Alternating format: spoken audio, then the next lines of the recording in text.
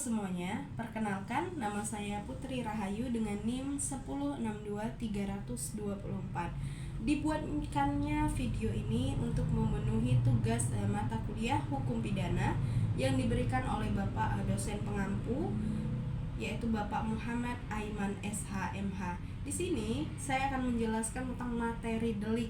Pertama, penting kita ketahui apa sih yang namanya delik itu, apa saja macam-macam delik, dan apa unsur-unsur dari delik itu. Mari kita simak sama-sama video ini. Baik, yang pertama adalah pengertian delik. Delik adalah perbuatan yang melanggar hukum pidana dan dapat dikenai sanksi atau hukuman. Delik berasal dari bahasa Latin yaitu delictum dan delicta. Delik memiliki beberapa pengertian. Jadi pengertian delik itu bukan hanya satu tapi ada beberapa. Yang pertama, perbuatan yang melanggar undang-undang dan bertentangan dengan undang-undang, itu juga namanya delik. Yang kedua, perbuatan yang dilakukan dengan sengaja sehingga merugikan dan membahayakan orang lain, itu juga delik namanya.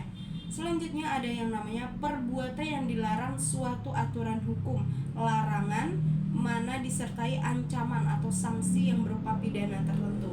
Itu tadi adalah pengertian tentang delik. Kita masuk selanjutnya adalah macam-macam delik.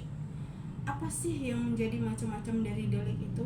Yang pertama, delik sengaja dan delik kelalaian. Yang kedua ada delik politik dan delik umum. Yang ketiga ada delik propia dan delik umum.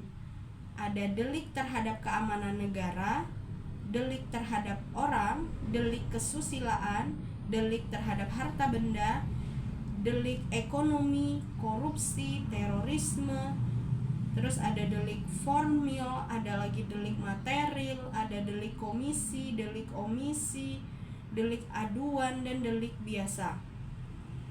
Delik selesai, delik berlanjut, dan delik berangkai. Itu tadi macam-macam delik. Nah, ini saya akan menjelaskan penjelasannya, jenis delik itu.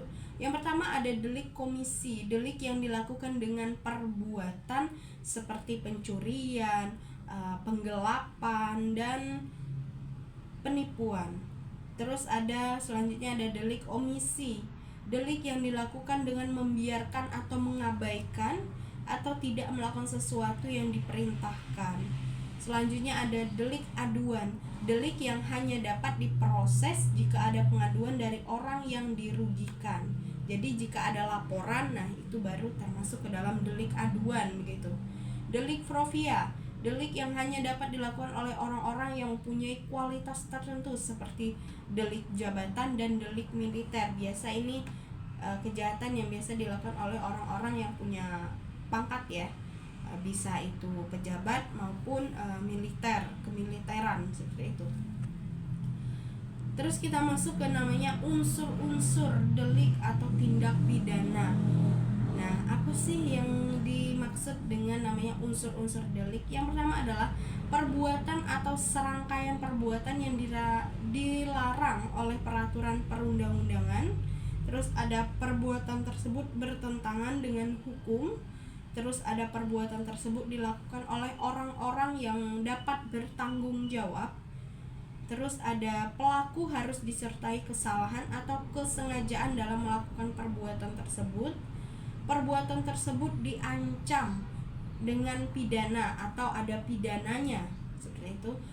Terus unsur-unsur delik dapat dibedakan menjadi unsur objektif dan unsur subjektif.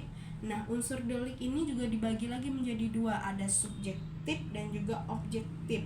Kalau objektif meliputi perbuatan orang, akibat yang kelihatan dari perbuatan itu, dan keadaan tertentu yang menyertai perbuatan.